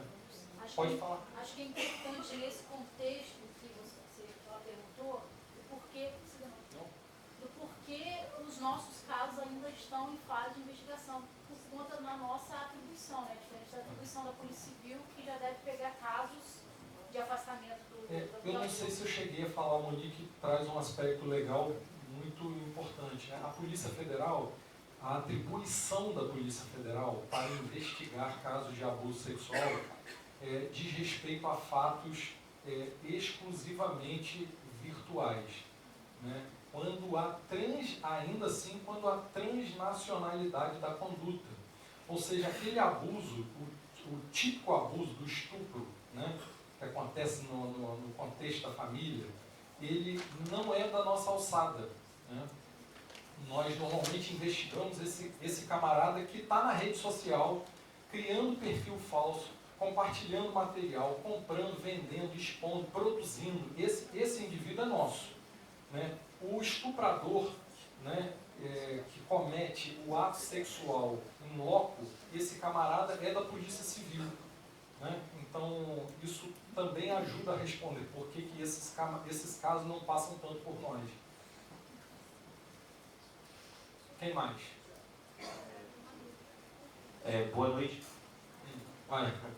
Então, num contexto de sociedade, que temos toda essa diversidade, né?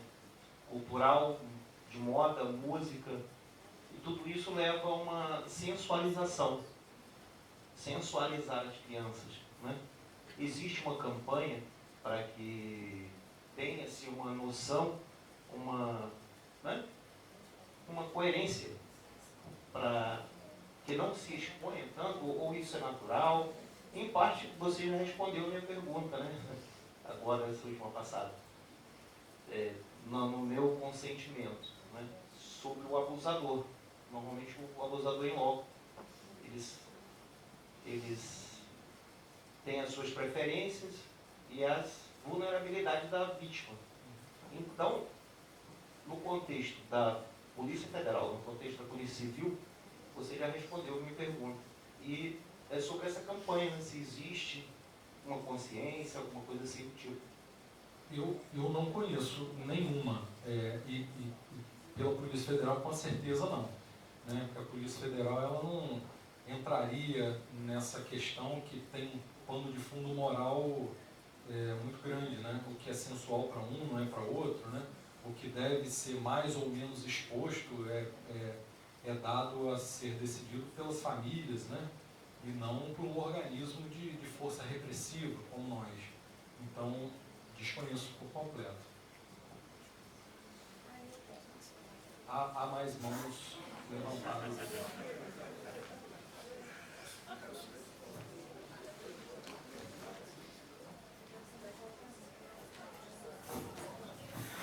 Boa noite, tudo bom?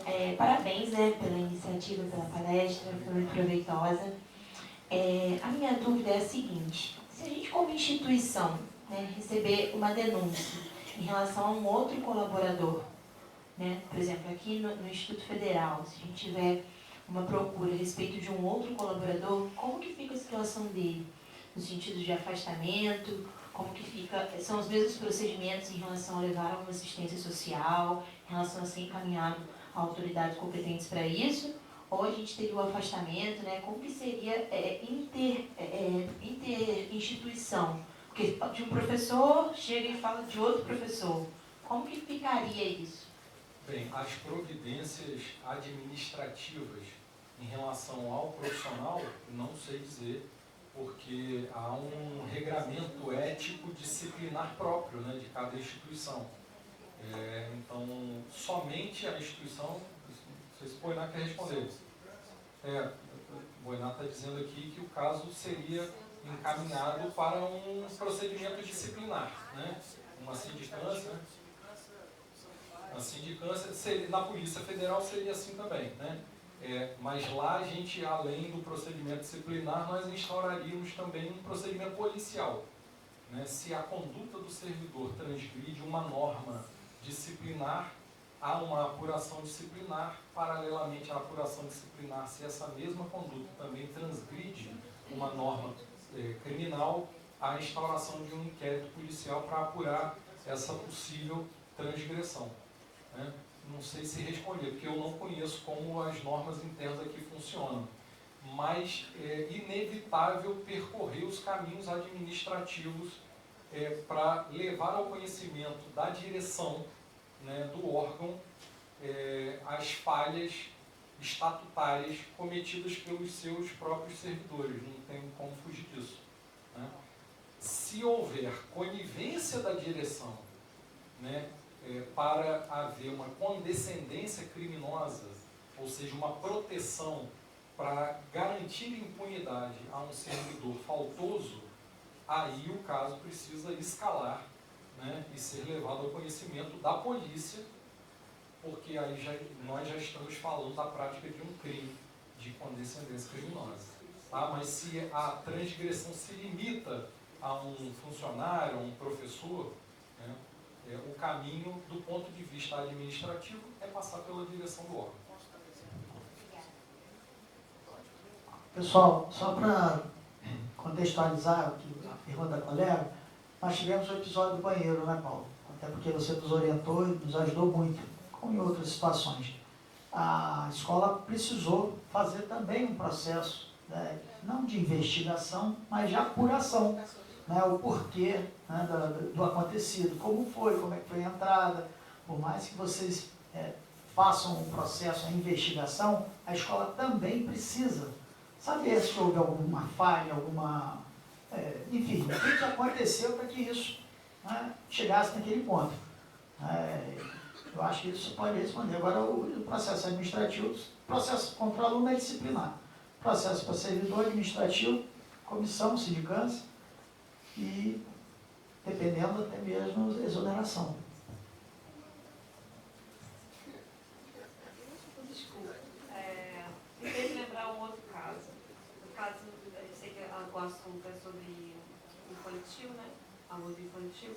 Mas se a vítima for maior de idade e ele não quer ir à polícia, ele sofreu um abuso sexual, ele não quer ir à polícia, e a gente colheu esse relato, a gente tem a obrigatoriedade de ir à polícia, já que não é mais o conselho tutelar?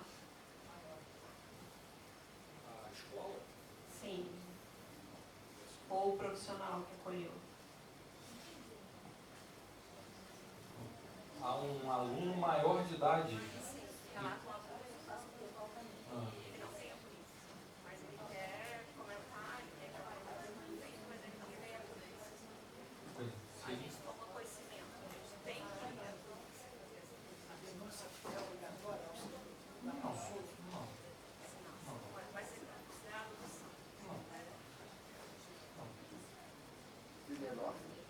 Menor, sim, há um dever imposto pela legislação do Estatuto da Criança.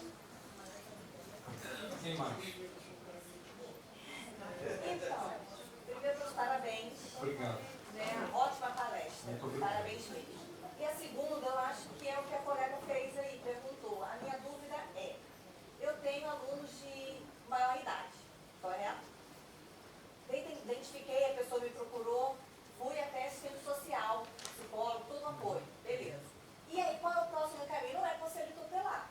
É o QPO? Eu acho que é o que ela estava querendo saber, eu não sei. Eu quero saber exatamente qual é o caminho. Não, eu acho que é dever da escola adotar as providências no âmbito da escola, né? Então, se ela é uma pessoa maior de idade, portanto, é uma pessoa capaz de expressar a sua vontade acerca daquilo que diz respeito a si, né? Então, se é o meu, não. Se a escola adotou providências para prestar esse suporte e deixou isso tudo registrado, né, não é possível imputar a omissão à escola.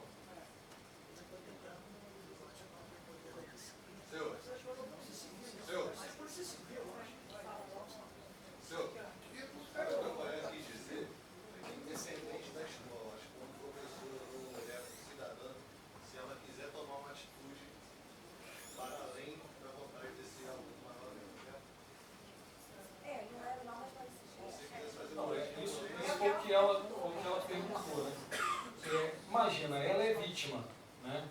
Ela não quer comunicar o fato, né? Aí alguém que não é ela vai levar o fato à polícia para a polícia chamar ela para ela dizer o que ela não quer dizer, tendo sido ela a própria vítima, né? Nós estamos aqui num território de pessoas, de crianças e adolescentes que não são capazes de expressar a sua própria vontade, né? Por isso a legislação ela abarca essa proteção e impõe dever às autoridades de agir, né? Há uma imposição de dever de agir simplesmente porque são pessoas consideradas vulneráveis, né, perante a legislação.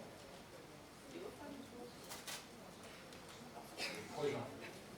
Queria parabenizar, né, pela palestra, muito importante.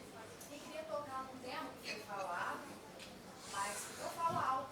Professor, eu grito. Todos falar da importância da gente sociabilizar esse termo de educação sexual. Porque eu sou professora de biologia, atuo no 2º ano, né, com alunos de 15, 16, 17 anos, e eu endosso, eu falo, né, reitero sobre o tema, trabalho o sistema reprodutor, trabalho toda essa parte, né, de sexualidade, dessa questão física mesmo, fisiológica, né, da funcionalidade. Em diversos momentos nós temos debates muito importantes, mas infelizmente a sociedade ainda não vê com bons olhos. Um dia eu fazendo unha, eu virei e falei às professores de biologia, a manicure falou, você que começa sexualizando as crianças. Então eu falei, não, minha querida, adolescente a gente não precisa ensinar ele, né, nem estimulá-lo a ato sexual. Ele sabe, os hormônios estão aí, né, professora Fabiola?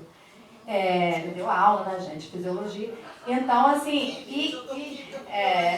e aí o que acontecia, né? O que acontece em minha sala de aula? Eles se abrem, eles mantêm um diálogo muito aberto sobre o tema, porque a gente fala sobre isso sem, né, a questão de julgamento, como você falou. Então, assim, ressaltar, te parabenizar, mas também ressaltar a importância de trabalhar a educação sexual. E seja, gente, em qualquer fase, né? A criancinha, eu não queria me estender muito, né? Mas minha filha falou para mim, com 4 anos de idade, eu ensinando uma musiquinha a ela, que ela estava sendo abusada.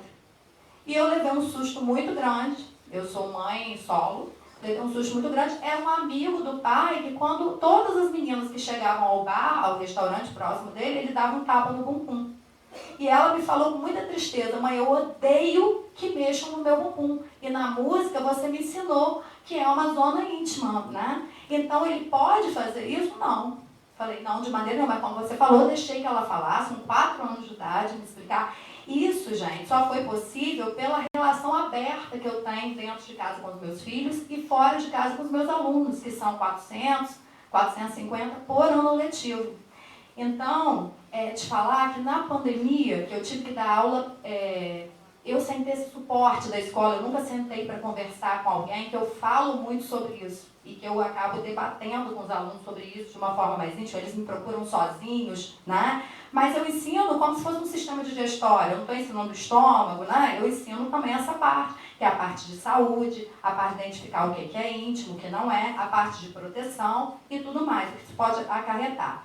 E me emocionou muito que numa aula da pandemia, eu estava com muito medo de tocar nesse tema, porque por questões políticas, né, que se misturaram à ciência e tudo mais, eu não sabia os pais que estariam ali por trás daquela câmera. A minha câmera sempre foi aberta, eu sempre dei minhas aulas ao vivo, tipo 8 aulas semanais para segundos anos, são 8 aulas ao vivo, eu nunca preparei um vídeo, até para ter essa troca, eu sabia que os alunos estavam desesperados, ansiosos, né, e tudo mais, mas eles não abrem a câmera. E aí eu falei, mas falei com muita, assim, reticente mesmo, falando com medo, né, da fisiologia, da reprodução e tudo mais, dos temas de ISTs, das infecções sexualmente transmissíveis, da questão do abuso, do que é íntimo ou do que não é. E aí uma aluna no final abriu a câmera e pediu a palavra.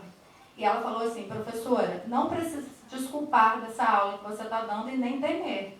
Porque a única pessoa que vai ficar muito feliz da gente não ter uma aula como essa, como a que a senhora está dando, é um abusador, um possível abusador. Então, na pandemia, esse tema me tocou muito, porque a gente ficou preso dentro de casa, uma menina de 15 anos, 16 anos, né, ter essa consciência, e é isso. Então, a gente precisa, gente, como educadores, falar sobre o tema. E se a gente não é bem informado, porque muita gente não é bem informado nem da sua própria fisiologia, né? Então, precisa se conhecer e precisa ter esse papel, porque a gente salva, né? Como esses profissionais da Polícia Federal, e né, não importa qual âmbito, né? Nós também, é isso que eu acho que ele veio trazer, né, com esse final aí. Nós somos ferramentas muito importantes. Não adianta a gente olhar para, né, se abster desta função, né? Então, é só isso, te parabenizar, tá? Pelo seu trabalho. E falar que eu estou para iniciar um doutorado em educação sexual. Por isso mesmo, porque me tocou muito. E quando eu fui dar aula de licenciatura, eu também vi o despreparo até dos próprios colegas em falar sobre o tema. Tá? Parabéns.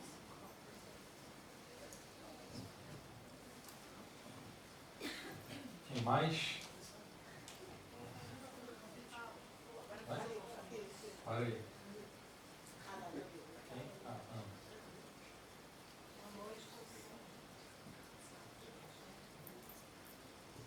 Boa noite, obrigada pela palestra, está sendo excelente. Na verdade, eu queria fazer um parênteses sobre o que falaram do maior de idade.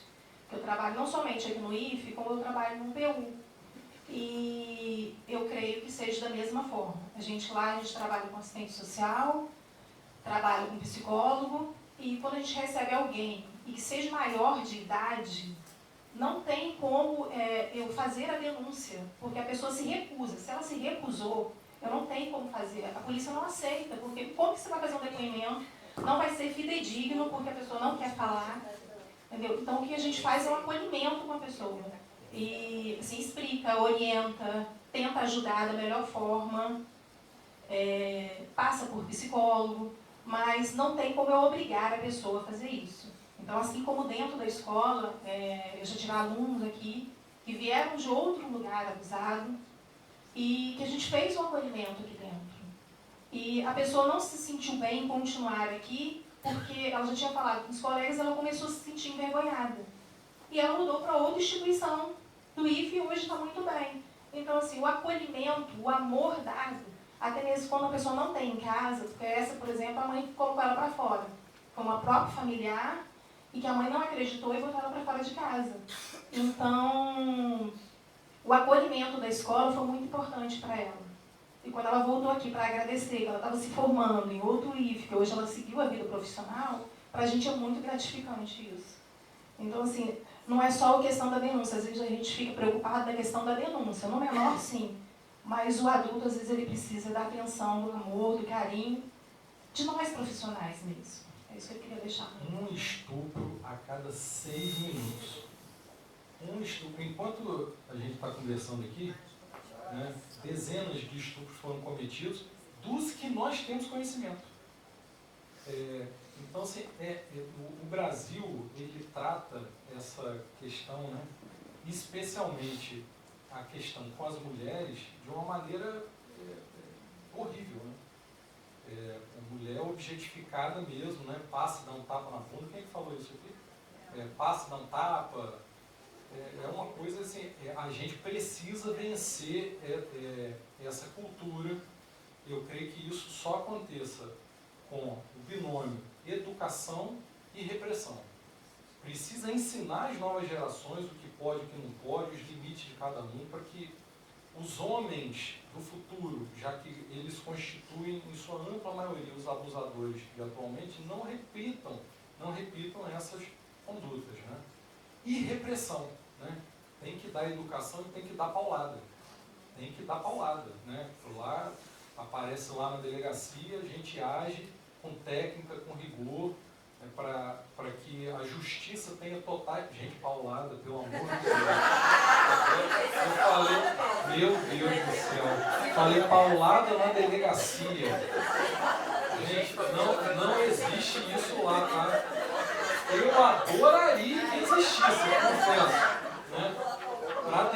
Para determinar crimes de abuso sexual, né, eu adoraria. Quando eu tomei posse, Boinar, 23 anos atrás, lá no Amapá, lá no núcleo de operações, um antigão, Laranjeiro, o nome dele, um agente antigão, já deve estar aposentado já há muitos anos. Ele tinha uma fala, parecia um personagem de desenho animado, tipo dos Flintstones. Ele me apresentou um porrete lá escrito Direitos Humanos. Aqui é o Direitos Humanos. Era um porrete que tinha lá. Hoje em dia isso não existe mais na Polícia Federal, esquece isso. Gente, então, a paulada, né? Metaforicamente, a gente age assim com rigor, né? Com muita severidade, para criar problema jurídico mesmo para esse abusador. Né? É isso. Eu acho que na fala da colega aqui, ela foi no caso do maior, é que, se o pode depois estiver errado, que no caso de estupro, em regra, a ação penal é muito representação da vítima. Só que o caso de estupro vulnerável independe da representação. Então, se o relato da vítima for que ela foi abusada, no características de bebida, alcoólica, não sei o que, ela estava vulnerável naquele momento, se passar a situação para a Polícia Civil, não depende da vontade da vítima. Haverá investigação. Eu quero dizer que a segurança pública é um dever do Estado, mas é a responsabilidade de todos. Cada um. Faça o convite. Obrigada. Então, considerando aqui que a nossa plateia é maior de idade, acho que não tem ninguém menor de idade aqui, não, convidá-lo, junto com o Conselho Tutelar, né, no futuro, de dar essa palestra para a gente, para os nossos alunos, né, pelo menos os nossos bolsistas, e eu convido a todos que estão presentes, né, que puderem encaminhar os seus alunos também para essa palestra, para a gente começar a falar mais sobre esse assunto. Esse módulo, né, a polícia tem 4 módulos de palestras. Esse módulo é um módulo para professores. Existe um módulo para o Conselho Tutelar, Polícia Federal, dando uma palestra para os conselheiros. Existe um módulo para pais e responsáveis. E existe um módulo para os alunos. Entendeu? Não, eu aceito o convite está aceito. O meu dever é de estar sempre multiplicando conhecimento, né, gerando o despertar dessa consciência. Né? Antes de finalizar, se ninguém tiver, que é o último slide é esse? Cadê? Não, isso aqui é o meu chaveiro. Ah, está aqui dentro. Está aqui dentro? Vê se está aqui para mim, mãe. Por favor. Tem pau lá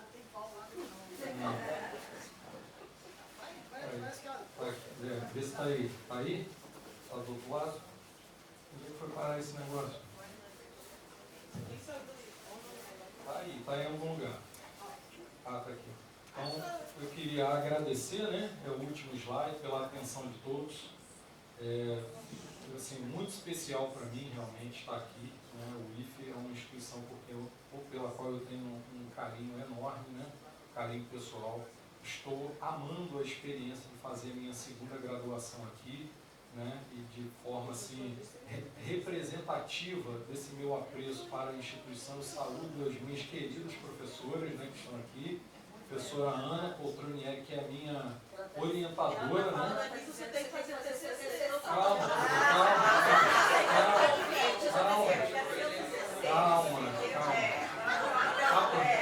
Já está me pressionando ali. A professora Maria e a professora Mariana, né? 3 queridas professoras lá do curso de letras. Em nome delas, né, eu deixo o meu muito obrigado a todos vocês, tá bom? Valeu. Fabiola, por favor. Interessante, primeiro agradecer também, Paulo, sua presença, da inspetora Monique. Lembrar do meu episódio, não sei se você vai lembrar, né? Quando eu encontrei com o Paulo foi aluno atleta em 1991, gente. 9, mais de 34 anos atrás, lá no Lobão. Não existe não, né? Cefa, atual. Era o Lobão, Lobinho e o Cefa. Ele era, não existe mais, então. Foi meu aluno no Lobão, e aí, como ele jogava bem, eu levei ele para ser atleta no tênis. Né? Não, jogava bem, ele era capitão dele. E aí o que acontece? Depois de muito tempo, a gente tem uma relação familiar, né? Os pais dele eram muito amigos.